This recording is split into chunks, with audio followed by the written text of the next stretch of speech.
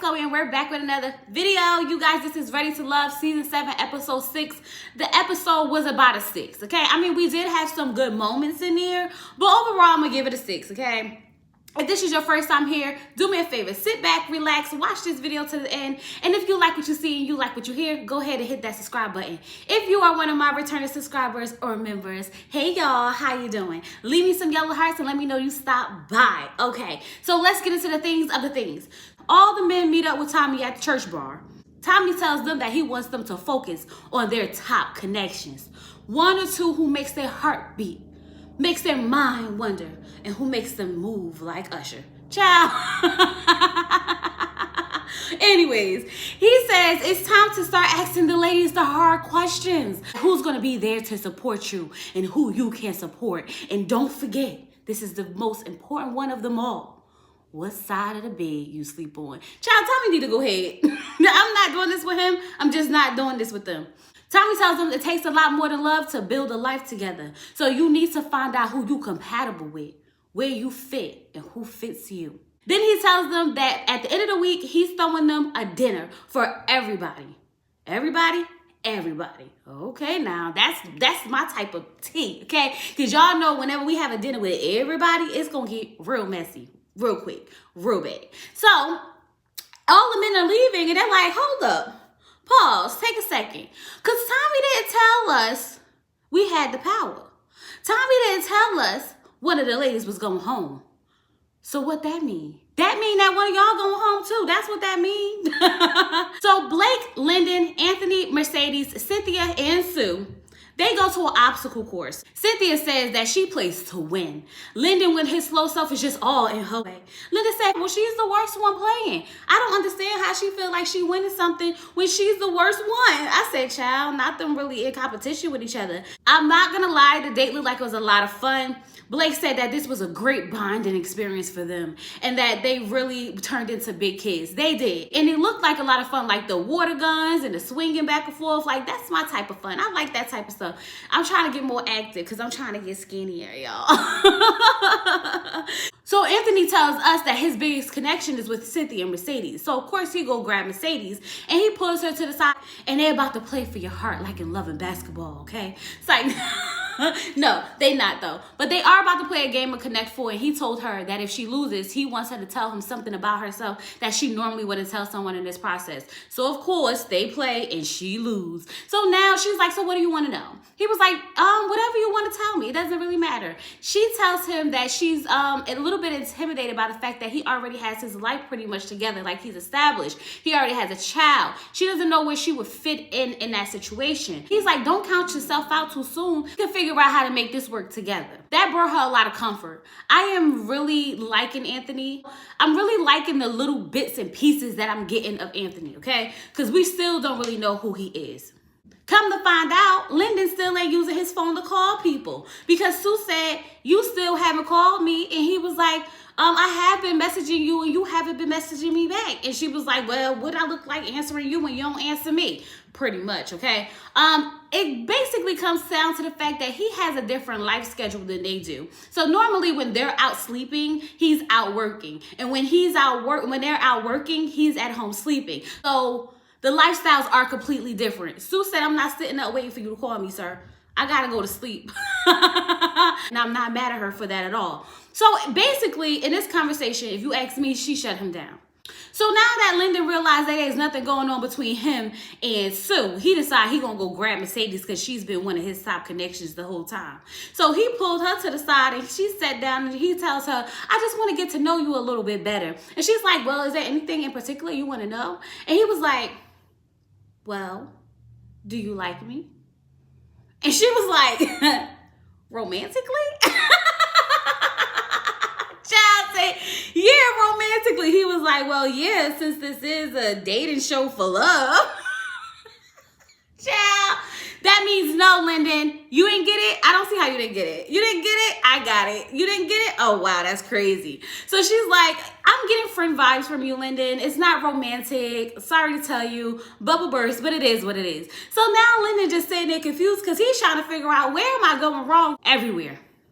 You went wrong everywhere. You don't communicate. That's the biggest thing in this whole process is communication. Every time you get in front of a woman, they telling you that you don't call them, you don't text them, you don't reach out to them. What do you expect? Oh, okay. Blake and Captain Sue go off to the side to talk, and he's like, you kind of cute. You got a boyfriend? I said, not him trying to run game, and she was like, no, but I'm looking for one. Y'all, I don't know whether I should take Blake serious or not, but I'm not going to lie and say I didn't like the interaction between them two. They really do seem to have a vibe. But I'm going to tell you how this all played out and what I took from it. He asked her where you at with it. She tells him that she has things that she wants. And he's like, and what are those? And she was like, you don't remember? And I was like, no, he don't remember, girl, because he don't really be listening to you when you talk to him. He just make it seem that way so you could keep him in the game. Duh. Okay. So then she was like, well, let me get up and show you. So she goes and gets on his back like a strong back, a strong mind, and a good heart. And he was like, well, have you found that? And she was like, I mean, I've seen it. And I was like, child, I don't want to watch them flirt. I just don't. So while he's sitting there explaining how this process is going and how he feels about everything, she just gets up and goes sits on his lap. And then she was like, you're saying all these big words. There's no need for all of that. Either you like me and I like you, or we don't. And then he was like, I think you came over here for something. And then they leaned in and kissed. And I was like, I don't know if I should like this or not. A part of me wants to see people find love, but a part of me feels like he's manipulating her, and I don't like that, okay? So then when she gets up, he's like, oh, so you like me. And so now they're talking about how they're going to work this journey jointly. And Sue is in there talking about something. I got me a boyfriend. Girl, I just need you to see what's happening. Because then I tell y'all that he's playing a game with this girl. He's using her, and it shows. He is definitely manipulating her this whole scene. This man basically just told her, I'm choosing you, and we're going to ride this thing out to the end. Don't that sound familiar?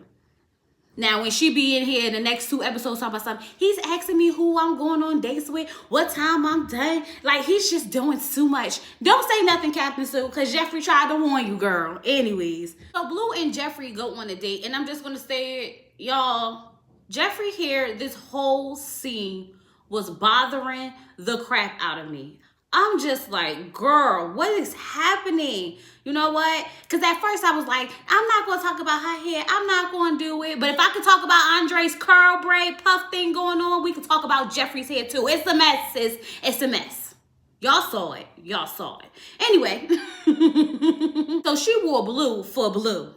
She wants him to be more assertive with her. She feels like if she's with someone, he wants her to come over and take her away. I said, don't do it, Blue. Don't fall for the trap, because Jeffri's going to be up here talking about something. Every time I'm talking to somebody, he comes and takes me away. He's controlling, and we don't need that for you. No, we don't, sir. No, we don't. As they were talking, she asked him, can he see her in his life? And he was like, I can see you somewhere. We just have to see where. I said that means that you gonna be, that's my friend from Ready to Love. We did the process together. We go to the premieres together. We have fun together. You're the friend child. If a man can't tell you that he sees you in his life and know exactly where to put you, that means you're not the main woman in that story. Sorry to tell you, Jeffries, it's just not you. She just adores how open he is and how he never pressures her. Yeah, until he starts coming to pick you, until he starts trying to pull you away from, you know, your other connections, then you're going to be sitting this house. He's just putting a lot of pressure on me. So then while they're sitting there talking, a group of ducks come through. And she was like, oh man, the ducks don't have a father either. Even the animals got to go through this. And then here go Blue. That just shows that y'all strong. And she was like, I'm tired of being strong. And I was like, what the hell was this conversation about? First of all, why are you looking at a group of ducks and you notice that there's no father in that group of ducks? That's one. Second of all, why would you say that that just shows how strong y'all are, as if this is an accomplishment? Child, what is happening in this conversation? And I felt her when she said she's tired of being strong. We cannot rest in our femininity because you got men out here who see single mothers and go, that just means she's strong. Throw the whole conversation away. Just throw it all away. Then he gets up and he goes to sit next to her and he holds her hand because it's the grip for her. It's the grip for her. And she was just like, it was a beautiful moment. But something about this does not feel right to me, y'all. Because even when they was getting up and they were walking away and he was like grabbing her hand, like, give me your hand, young lady. I was just like, this doesn't give me that vibe. I feel like Jeffri is trying to get in where she fits in. Like, I don't know if she knows exactly what she wants. So now Lyndon got to go meet up with Morgan because he done been shot down twice in one date by two different women. And because he needs to, he needs to stay in the game, baby, stay in the game. I will say this, that Morgan looks absolutely beautiful in that flowy yellow and white dress. Yes, she did. When she sat down, she said, oh, look at you in your little hoochie daddy shorts. I said, it's not giving what it's supposed to give, but okay. Because she blew it up. She really made it seem like it was something it wasn't. Because them shorts wasn't even all leg. So they start talking and he asked her about her saying that she's never been in love before and what that was like. She was just saying, like, I couldn't love him. There was no trust there. He spoke about his relationships and how it's hard for women to trust him because he works at a nightclub at night. And I could get that. And she was just saying, like, yeah, you got to find someone who's very secure in who they are because that's a tough thing to deal with. She tells him that she can be real transparent with him more than she could be with her other connections. He's like, even more transparent than you are with Tony Tone. And she was like, who? Tony the Tiger? Child. He just feels so happy because he know that Tony the Tiger got his claws in Morgan, and by her just saying that she could be more transparent with him, he feel like he got one up. Lyndon, you don't stand a chance when it comes to Morgan and Tony. I'm gonna just put that out there. But I just find this connection very strange and very weird. The simple fact that Morgan, out of all the ladies, have like this connection with Lyndon, especially because she has a connection with Tony, and they seem like two totally different men. If you know what I mean, it's kind of hard to pick up what she sees in Lyndon versus what she sees in Tony. So I don't know. Maybe it's the youthful, fun side of Lyndon that draws her in because Tony's very intense, but she says she likes the aggression. So I'm just confused when it comes to her connections and how they're two totally different men. So Tony takes Marcia out to eat, okay? And when he gets there, he's like, I hope you eat this time because last time you didn't eat. I was like, Marcia, girl, you better eat. Stop playing with these men. Girl, get you a plate. Get you a plate. I want the steak. I want the salad. I want the rice. I know you trying to keep that thing snatched, baby. But if they paying, we eating. He says that going into this day, he just wants her to feel more comfortable with him. And she says that she wants him to understand that she has to warm up and build trust in their connection. And you should, because he definitely is like all over the place with his connections. So I wouldn't fall too hard for Tony too soon, especially with the way he and Morgan has this real tight bond. He tells her that it's Morgan and then her. He tells her that he needs her to be a little bit more aggressive with him. Even though he knows that she's a woman and she wants to be courted, he has to want to feel wanted as well. I'm like, well, how is she supposed to know that you even want her when you got your claws, Tony the Tiger, all stuck in Morgan and kissing her at the dinner? If you show her a little bit more interest, then she will reciprocate that. But the interest goes where it's being reciprocated, baby. This is why neither one of y'all are trusting y'all connection, because your connection is solid with Morgan. She says she just wants to be more intentional and she wants to feel safe. So he's like, so what do you need to feel safe? She says, I want you to say what you mean and mean what you say. Basically what I just said. If you really want her, if you really want to pursue her, you want her to show that reciprocation of being wanted, then you have to show it first, sir. So when their date is over, they basically came with what they left with. They both wanting more from each other. And I don't think they intend on giving each other any more than what they already have, in my opinion, okay? So Jonique, Mark Anthony, Tony, and Jeffries go out to lunch. Now, I'm going to just say this about the whole interaction before I really go into the things of the things. Is it me, or did Jeffrey seem really bothered by Jonique? Did she really seem like, you know, her energy seemed off? Every time Jonique was talking, she was just looking at her like, why you here? At one point, even when I was watching it, it looked like Jeffries was about to grab her bag and walk away when Jonique was talking. It gave me this feeling that she was just thinking to herself, like, if y'all just gonna keep asking her all the questions, it's no need for me to be here. Something about her energy during this date was completely off. I just had to get that out there, okay? Let me know if y'all noticed it or if it's just in my mind. So Mark Anthony asks Jeffrey's house, you know, how she's doing with the process, and she tells him that she's just being present in this process because she's had a long list of things that she wanted from a man, and how she didn't want a man with no kids, and look where this got her, still giving birth by herself, raising kids by herself. So going into this, she just wants to be present. She doesn't want to write anyone off too soon. And I think that's what I mean when I say I don't feel like Jeffrey knows what she wants. I think she's being very cautious with writing people off too soon because she feels like that's where she messed up the first time. The way her and Mark Anthony was flirting with each other, I was uncomfortable watching it at home. I could not have been Jonique or Tony because I would have been like, well, do y'all need some alone time? Do y'all need to go get a room? Should we leave? Like, what's happening here? Because, I mean, it was like, oh, you look nice in your white. Well, you look nice in your white, too. Did we meet up before we came here? And I was just like, because if I was Jonique and I was feeling Mark Anthony, I'd have been turned off. And if I was Tony and I was feeling Jeffries, I'd have been turned off. But good for them. Neither one of them are feeling each other, okay? So then they asked Tony about why did he come into this process. He said he came in this process with the intentions to find a wife. Of course, he has all his things together, and the only thing missing is a wife. Like I told y'all, everybody want to be for the streets, so the streets don't want them.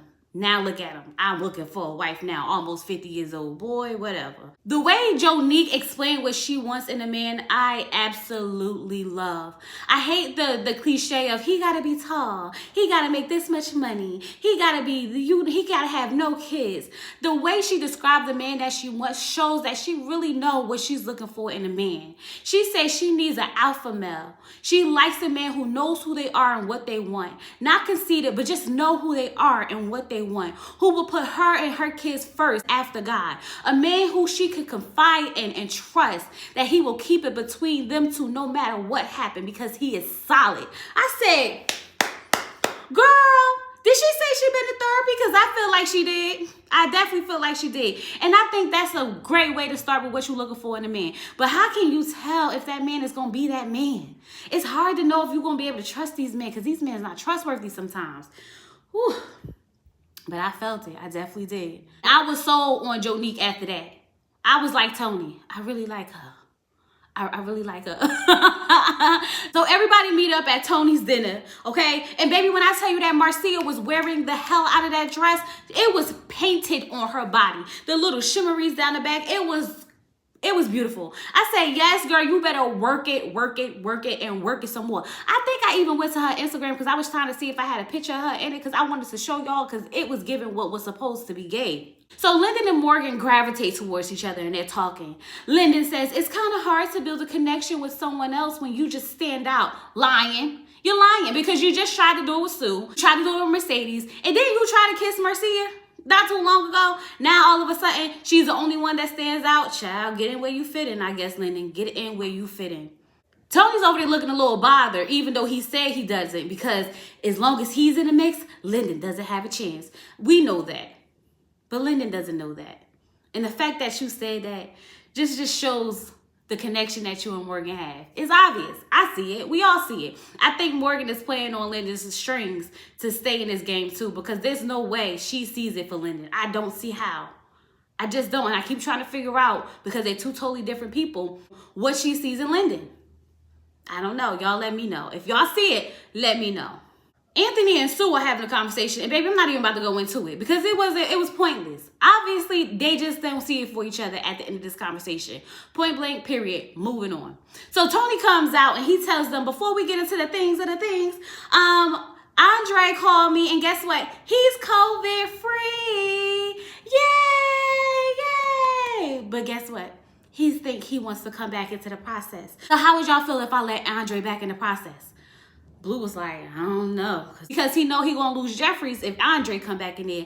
Cynthia totally forgot about Anthony, child. She said, yes, Andre, bring him back. Bring him back. Jeffries was like, I missed him so much. She said, Andre, It must be the little curl in his head that got the girls going crazy. It has to be.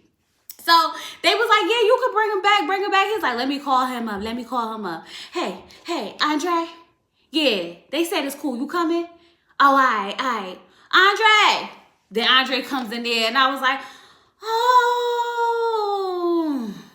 See, I got a love-hate relationship with Andre, okay? Because I think I like Andre, but then I think I don't.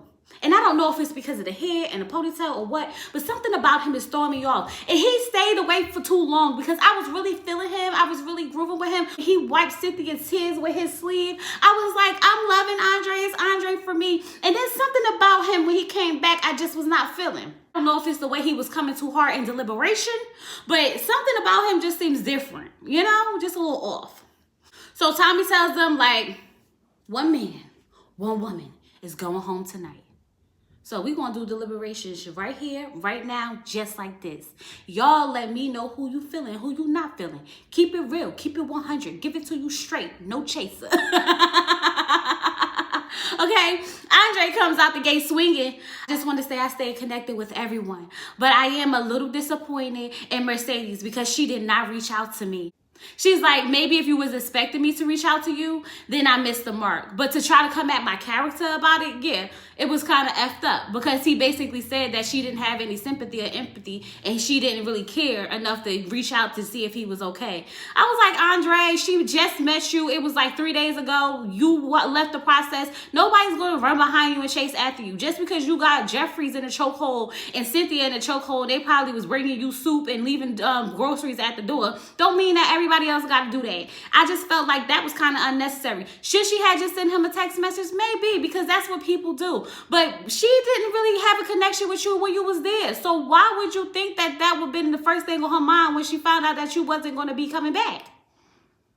Marcia said that her and Anthony just don't vibe. Jeffri says that her and Anthony just don't vibe. I said, dang, Anthony, I thought you was doing better than this, but obviously not. Cynthia said Anthony is amazing. He's very intentional with me, and he's here for love. So y'all all could go kick rocks. Child, she was going to fight for her Anthony. You better watch out, Anthony, because Andre's back. But she said that Mark Anthony just seems too young, and she don't know if he's really ready for love. Jonique said, there's no spark between me and Mark Anthony. Sue said, Mark Anthony, I feel like is still learning himself. And I don't know if he's actually ready for a relationship if he's still learning himself. I was like, that's a good point because I told y'all when I met my husband, I was 22, he was 23. And we literally went through hell trying to figure out who we were and then figuring out each other all at the same time. It was a lot, baby. It was a lot. So I could imagine what it's like for some grown people who already know who they are to try to figure out somebody else who don't know who they are. So I was with them on that. Mark Anthony was, you know, in his feelings about it. Well, I feel the same way about Sue. I just feel like we just not compatible. Mark Anthony didn't realize that he was on the bottom until he realized that he was on the bottom. I didn't realize he was there either, child. So then Tony said he don't know why Sue was here. Andre said she was never in my top. I said, this is kind of intense. I don't know if I need this much feedback all at one time. Y'all go ahead and deliberate on your own because, baby, I don't want to be in a room. I just don't want to. Blake said, Sue is wonderful. How was that your girlfriend? The only thing you can say about her is she wonderful. And then he said that since Jonique doesn't want children, there's no reason why they would be compatible. Now you being honest about not wanting any more children. Lying. These people just be lying. So Morgan says she thinks everyone is here for the right reason, but it could be a little bit more clear when it comes to Blake. She's still feeling a way about how he handled her during a mixer when she felt like he backed her into a corner. And she also has to take in consideration what Jeffri said. I said, child, please don't let it go. Let it go. But y'all know we got to get down to the bottom of it. Are we? No. But we still gonna try. Blake said that he did not say Jeffri's was the one. And he wants to clear the air. Him and Jeffri's just don't align. I said, this doesn't make sense to me. I don't understand how you and Jeffri's not aligning, not having no connection, don't want the same things, and come up in the same sentences as she said that you said that she was the one. It doesn't make sense. I don't understand what we're clearing up because nothing was clarified for me at the end of this. Jeffri said, I think you mean well, but you're missing the mark when it comes to being authentic. Once again, Jeffri's still stuck on the fact that he said that he would not just play with people's emotions and feelings to stay in a game, when that's basically what he's doing with Sue. And we all see it because I see it. But Jeffri's a little wild one, okay? Because out of nowhere, she's just like, and I just want to say this as well. Sue, I need you to keep my name out your mouth and stop worried about what's going on with me and the men. And I was just sitting here like, oh my God, because that was unnecessary. We are deliberating about the men and the women. You got Sue's name in your mouth more than you claim she has yours in her mouth. You the one that went to go talk to her about Blake. You the one that keep bringing her up every time you were in her presence. For what? If you're not intimidated by her relationship with Blake, then leave that lady alone. Stop coming for her. You're coming for her, giving her names and this, that, and the other. Cut it out, Jeffries. You're making it hard for me to like you, and I'm trying, girl. I'm trying. I can't go to bat for you when you keep coming up here acting crazy. Sue said, I'm at the adult table. Don't call my name. I said, I know that's right, because I'm tired of hearing about it. Why are you so fixated? This was not the time for this. No, Sue was letting you and her boyfriend hash it out, and yet still you want to insert her into it, and then gonna be mad when she say something back. Baby, leave her out of it. It is starting to give a little bit obsessed. I'm not gonna lie. Not gonna lie. But anyway, y'all, that was Ready to Love. Like I told y'all, it had its ups, it had its downs. The episode was a 6. I don't know what else y'all want me to say or do. When the episode get juicy, the review will get juicy. Don't forget, like this video, comment down below, subscribe, and all that good stuff. Leave me some yellow hearts and let me know you stopped by. Until next time, I'll talk to you guys later. Peace.